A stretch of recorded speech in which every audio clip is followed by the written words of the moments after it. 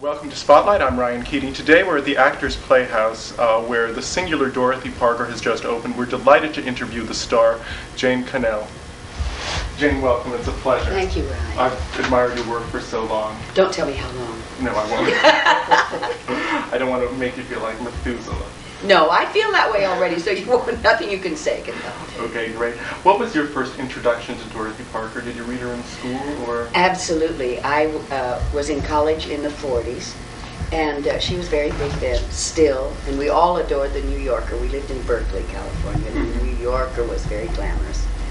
And she has been a favorite for a long time. Also, almost every woman of my generation did the waltz as an initiation or as an entrance into a drama society or something.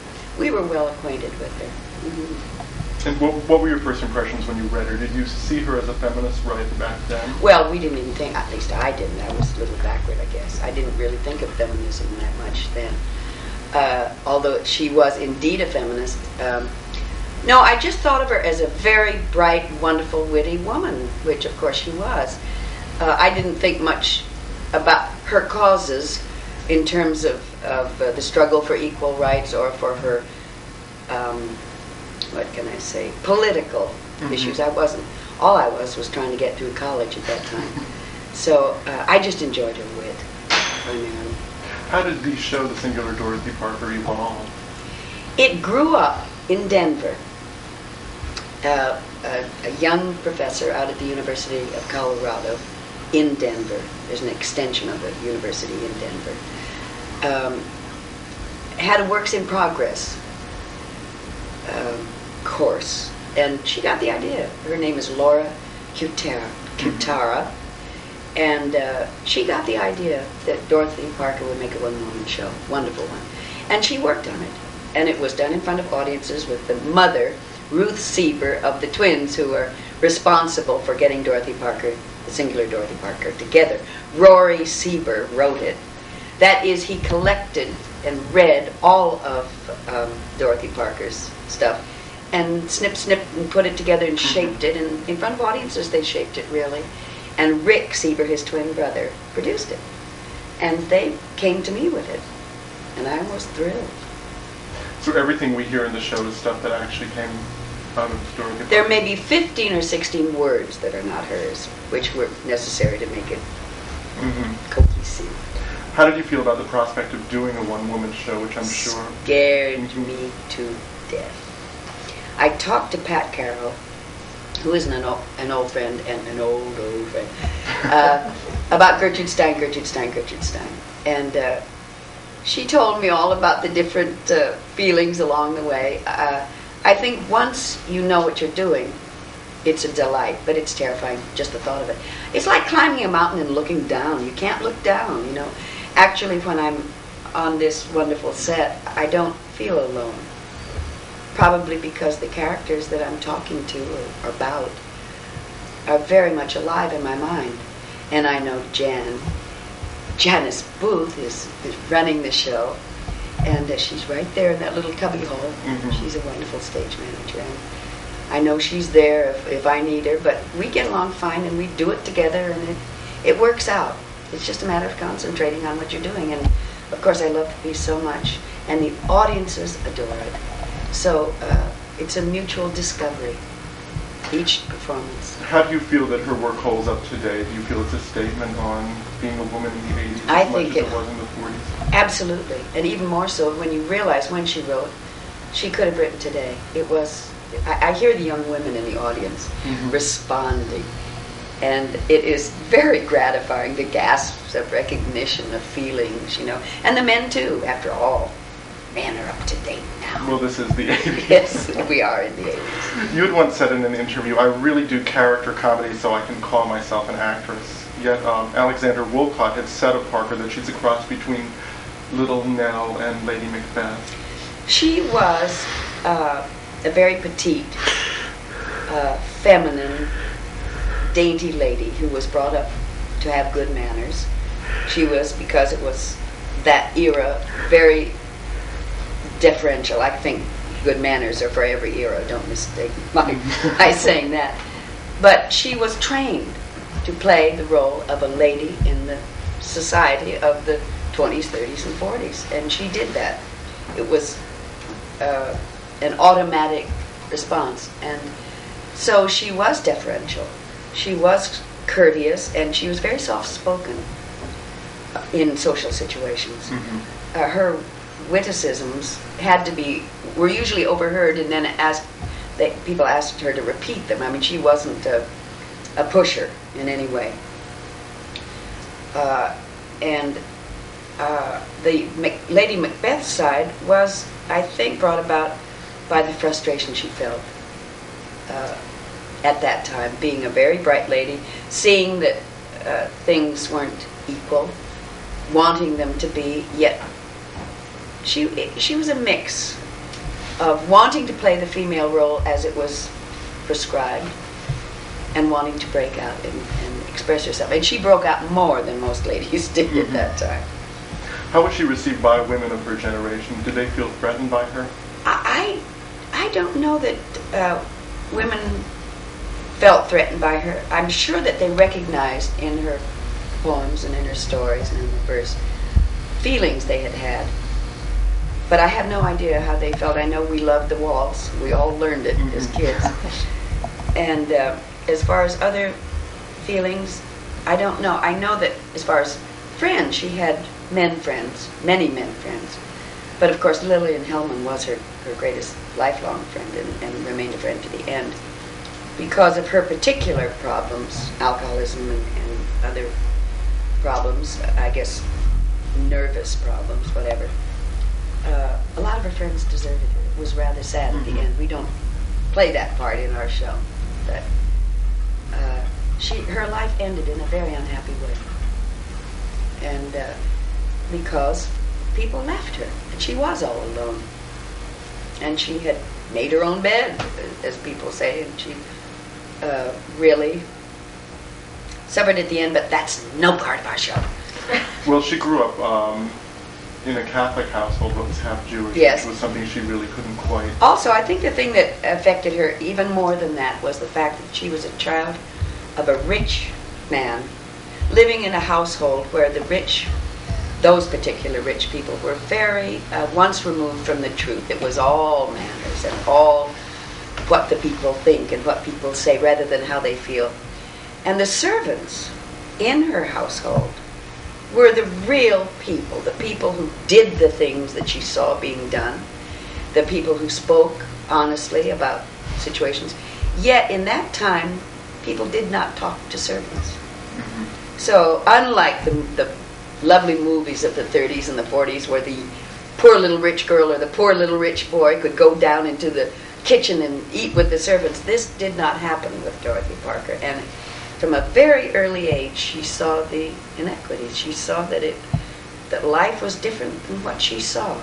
And getting that together with how she wanted to live her life was very difficult. How are you challenged as an actress to be able to portray just the broad spectrum of her emotions? Because there's times you're extremely witty and then you're out there on emotional and being very vulnerable. Well, Laura Kitara helped me a lot. I always stumble over her name because her married name is Miller. But she Q-Tara, C-U-E-T-A-R-A. Laura helped me a great deal with that. I have spent my life in review, where I've done really black and white caricatures often, and sketches and so forth. And she helped me a great deal with the different layers of Dorothy, and with keeping Jane Connell out of it, and not resorting to the tricks that we have come to know and love, which endear us to the audience, but take us far afield from Dorothy Parker. She was a many-layered person. Underneath, she was a very sad lady, but the wit carried her through, and she found refuge in it, and it was always there. And so she won in that sense, and that's exciting for an actress to play a person who is bright. It's the first bright person I think I've ever played. And she's also the first really totally feminine person I've played, although she's a little old at this stage of the game. I had to wait for that. But being bright, having humor as a weapon for herself, not a weapon, a shield, whatever. Having that, seeing the funny side of the most pathetic situation was great fodder. Was wonderful fun playing. And I also love her because she had that odd sense that so many bright people have of not being practical. She would live, as you see the set is Jan's, our stage manager, says she never has to dust anything. It's wonderful because she lived in the midst of clutter next to filth. Yet she would go to Saks when she had no money, buy a silk dress and wear her earrings and her pearls and have her hair done, or if she did it herself, which is more the way it is now. And she'd look elegant in a setting that didn't bear elegance especially. She was very full of paradoxes in her makeup, and that is great fun to play. She also had very unconventional relationships with men. I think they were pretty conventional, according to that time. People didn't speak the truth to each other. And that's what I think is so wonderful about these times. I grew up in a time, I went to a girls' school like Dorothy went to all my life. And I knew that I was going to get married someday, but I didn't like what I saw. And I experienced the waltz. The person I experienced the waltz with was a guy that ended up being an admiral in the Navy, and I'm sure he still dances the way he danced then. There were no artists at the Anahead School in Berkeley, and no girls who had friends who were artists. So I knew there was something that I wanted in the world besides what I saw at the dances at the Anahead School. So, in a sense, I longed for a relationship with men where you talked as people, to people, the way that young people do now. I found that person when I went to University of California, and I'm still married to him, Gordon Connell. And we've had a wonderful life together. But I didn't know that existed. And I think Dorothy hoped that it existed, but went along with the idea that it didn't in that era. And so she went out and would marry people she didn't really know, and spend time on dates with people she didn't know, and played the game. And she became very bitter because of that. It would be fascinating it is fascinating to wonder what she would have been like today if she'd grown up now. I think her talent would have soared, really soared. I think so. How do you think she'll be remembered by generations to come? Because her writing is just... Well, she's one of a kind. She's not the run-of-the-mill anything. She wasn't the run-of-the-mill woman. She wasn't the run-of-the-mill writer. She wasn't the run-of-the-mill brain. So I think she will always be interesting. I really do. Because of the layers of thought, the layers of... her legendary stories about her going up to Wolcott's country place, I think in New Hampshire. I think it was in New Hampshire. He had a place where the round table people went up and vacationed. And she went up one weekend wearing nothing but a hat. Now this was in the 20s, or maybe the early 30s. I think it was the late 20s. She spent the whole weekend in the country place, stark naked, and in a beautiful hat. That's original. It certainly is. And probably quite interesting in its way. Do you know if she was ever friendly with Tallulah Bankhead? I was just thinking the other night, seeing the show, how it must have been if the two of them could be in a room together. I don't know of any story about the two of them together. I know that the only woman that I know she adored was Lillian Hellman. And I saw an interview with Lillian Hellman, and I learned a lot about Dorothy by watching her. Just before she died, she was tired, that wonderful lack of need to perform. And I imagine that Dorothy, at this stage where I'm playing her, was like that. There was no aim to please.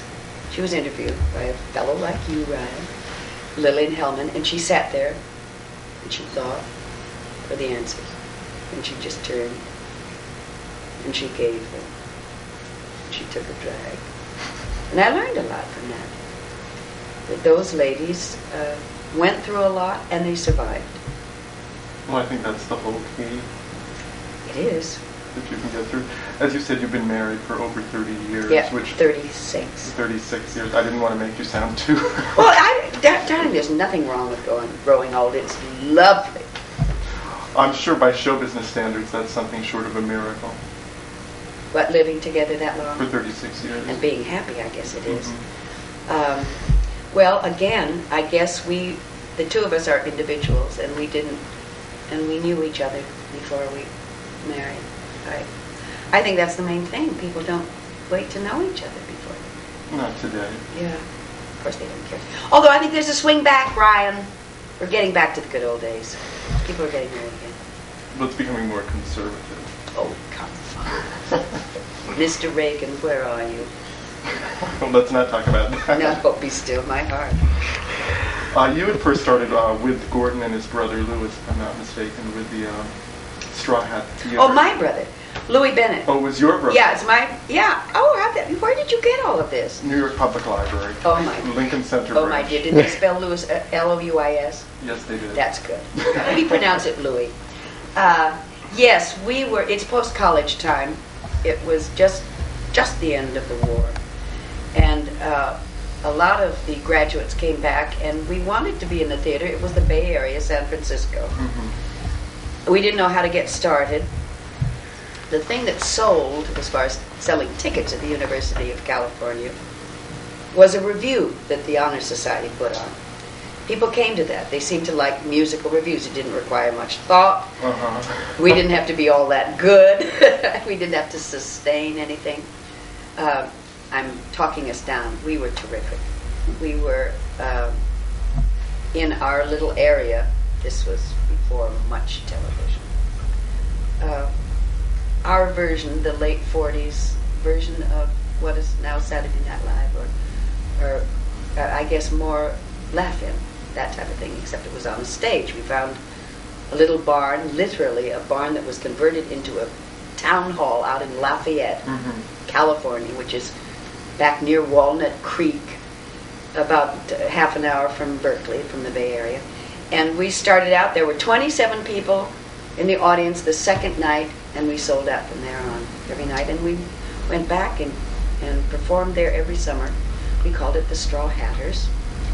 And it worked to launch us, to get us acquainted with material that we could later audition with and so forth. So that's why we started. My brother was in that, yes. And then you had brought that east to tour? In 1953, we toured Bucks County and Westport, Ogunquit, all your wonderful Lakewood, all your wonderful summer theaters. And that's when Gordon and I realized that we could not make a living in Berkeley, California. This was before ACT was in San Francisco. Right. There were no theater groups. Now Berkeley Rep is a wonderful theater group, but there was nothing there then. You had to either go to New York or to Hollywood. How did you find coming to New York? Because I believe you had a daughter by that time. Yeah, it was scary. We came back. We made a kind of an attempt. We had no idea about the place. We didn't know what we would do to survive back here, how we would audition. We didn't know anything about it. So we came back with a 2-year-old with not enough money, and eventually Gordon got a job at a now defunct Hecht's department store selling toys at Christmas. And I worked in the Pottery Barn when there was only one Pottery Barn on 10th Avenue. And this lasted about a month or two. And then we realized this is ridiculous. One of us would get up early in the morning and take Missy, who was then 2, out to Astoria to Miss Ann's play school. And then the other one would pick her up at 6, the end of the day, and she said, "Mommy, I'm too tired," or "I've been here too long," or "You're too late." Now, this is no life, you know. We were wearing ourselves out in civilian jobs, not getting anywhere. So we beat the retreat and went back home. And then promptly got a job at the Purple Onion in a nightclub in San Francisco and worked there a whole year. Pat Carroll saw us there, as a matter of fact, and said, "Julius Monk needs somebody and you ought to go back." So really it was Pat that sent us back the next time. And we came back that time and got a job. One thing led to another. It certainly did. Your daughters are both musicians now. Yes. And I know you had said in an interview that you had seen them perform in a Ramada Inn somewhere in mid-America. Oh yes, that was before the group did. That was before their original material. They are independent ladies who write beautiful stuff, wonderful stuff. We love it. Great rock stuff, not acid rock, just kind of 60s Beatles stuff, but their own.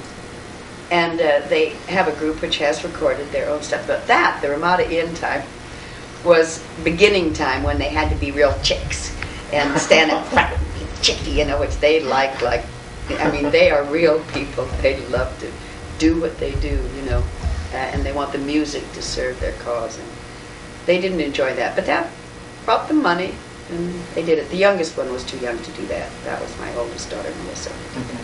As a parent, did you have any resistance to seeing them go into the performing? Their side is even more difficult than ours. I'm a great fan of theirs. They're wonderful performers.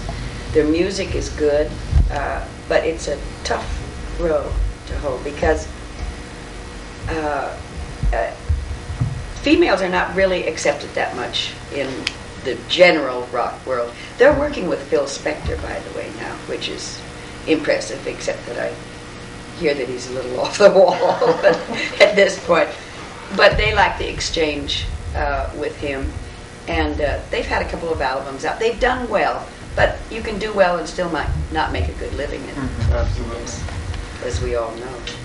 So they're surviving, and I'm proud of them, and I'm glad they're not working at Ralph's at the checking stand. Although that may be next, I don't know. But I mean that only to say that they're doing what they want to do. And I think, if possible, life should be spent that way, rather than postponing your life till you retire, which many of my generation, but mostly the generation before me, did. I had an uncle who was an artist and spent his whole life supporting his family, being a glorified secretary in an insurance office and a Sunday painter. And I thought early I wouldn't do that. Well, that's a very good lesson to learn that early on. Your grandfather, if I'm not mistaken, ran a newspaper. Yes, he did. I don't know whether I should tell you this, Ryan, but my grandfather was exactly 100 years older than I. Now, I say in this play that I'm almost 60. This year I will be. Jane Connell will be 60. World! And which means that I was born in 1925. My own grandfather was born in 1825, which means my great-grandfather was born in the 1700s.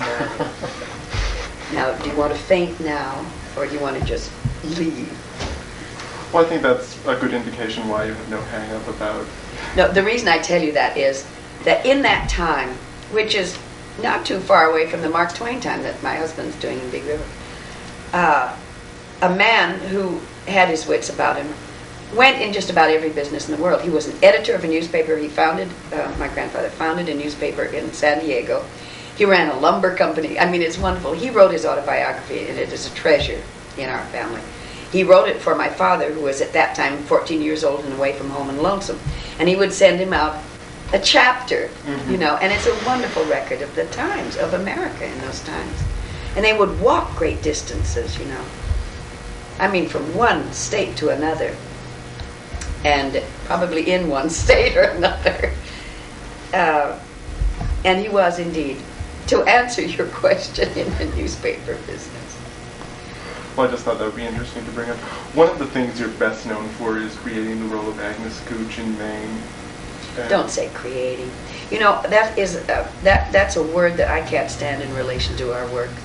I'm not especially religious, but I think God creates. You know, nobody creates anything. We find something maybe or discover and spend time searching for. But I'm always a little embarrassed by the word saying creating, and I always scratch it out of my bios and they put it back in. And I was the first to do the musical version. Peggy Cass did Agnes Gooch originally in the play. And she came back opening night at the Winter Garden saying, "Gee, I didn't have a song." But I did indeed do the first one, the musical version with Angela Lansbury at the Winter Garden. We opened in June of 1966. I can remember one thing I believe a critic said in regard to My Fair Lady, that the songs really were not that necessary. The story held up well enough, and it seems the same could be said of Mame. Yeah, a lot was thought at the time when we were doing it that was so. I think Jerry Herman brought a whole different dimension to it.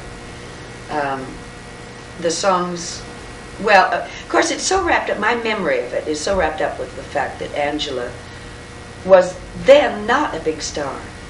And it was a very exciting experience to be a part of the discovery of her arriving. And at the beginning of a musical, a big musical, is always exciting because you know all the stuff that's thrown out, and you know all the scenes that are changed around. And it's fun doing the album. And it's fun just being a part of the original process.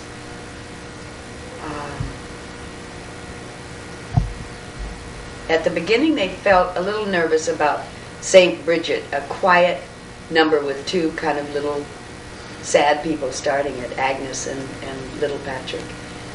And I remember in Philadelphia, Jerry Herman being very nervous about that, because all of the musicals had started off with a big, chorus number.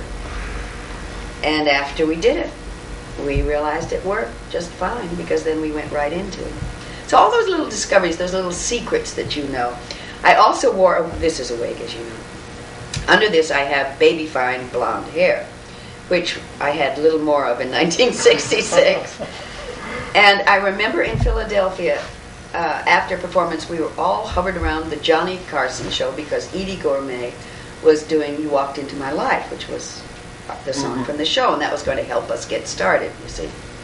We were all around, and Jerry was staring at me. And I had taken off the wigs that I'd worn in the show and was standing there watching. And he was just staring at me, and I thought, well, am I about to be fired? This is very interesting. And he wasn't watching his own number being done by Edie Gourmet on the show, on the TV show. And he came over later to me and he said, "I don't want you to wear those wigs. I want your hair to fly the way it does in rehearsal." And from then on, that's what it was. And that became kind of a signature too, that sad blonde thin hair. You had also done Dear World, which I think most people consider Jerry Herman's finest work, and it's very different from Mame. What were your experiences with that? Because certainly the reviews, again, it's a case where... That has a cult following, strangely enough, and the album I think is one of his best. I'm not wildly fond of the lyrics for the title song, Dear World, but still, I think it is a brilliant piece of work that he did. That was an adventure. It was wonderful working with Carmen Matthews. It was wonderful playing an old lady with Angela, and the tea scene was a great treat. It was a very happy experience, in spite of the long, long time of previewing. I think all the critics got mad at us because Alexander Cohn never opened the thing, because we kept changing it. New directors would come in. Peter Glenville directed it for a while. Joe Layton was finally brought in. They tried everything. Originally in that, Angela had thought, oh, how wonderful. This is a whole new thing. I'll get away from Mame. And she did it in Boston, a very elaborate makeup, almost kabuki, for the mad woman, who was supposed to be, of course, mad. And so, you know how old people often, just because they can't see, but when they're mad on top of it, really do a knock-down, drag-out job on the makeup with the white and the liner and everything. She did kind of that. And the audience didn't buy it at all, so she eventually went back to just ordinary makeup with the wig and so forth. And we discovered with that property, I think, that you can overproduce a thing. Oliver Smith did wonderful sets and costumes, but we were dwarfed by them, and it was counterproductive. So I still adore the memory of it, and Milo O'Shea had been when I was in London, did Once Upon a Mattress in 1960. I was Princess Winifred, and Milo O'Shea was a Dubliner actor who had come over and got the role of the king, and he played the king in Once Upon a Mattress. So I knew him from that. He had since become quite a star because Ulysses had come out in the movies. And it was Old Home Week. It was splendid. We're very fortunate to do the cast recording of it because it's delightful. Oh, thank you. I've enjoyed our chat, our time. I loved it, Brian. Is it? Oh. We'll come back to my dressing room. Thanks very much. It's so nice to meet you. I enjoyed it. This is Rian Keating, and you've been watching Spotlight. Our guest today has been Jane Connell, who is currently appearing as Dorothy Parker in the singular Dorothy Parker at the Actors Playhouse. If you have any comments or suggestions, or if you would like to receive our program guide, you can write to myself in care of Piro Productions, 640 10th Avenue, New York, New York 10036. Spotlight airs Saturday mornings at 11:30 on Channel C, Tuesday evenings at 8:30 on Channel D, and again Wednesday mornings at 1 a.m. on Channel C. Until next week, this is Rian Keating. Have a good week. Thanks so much. Thank you. You're terrific.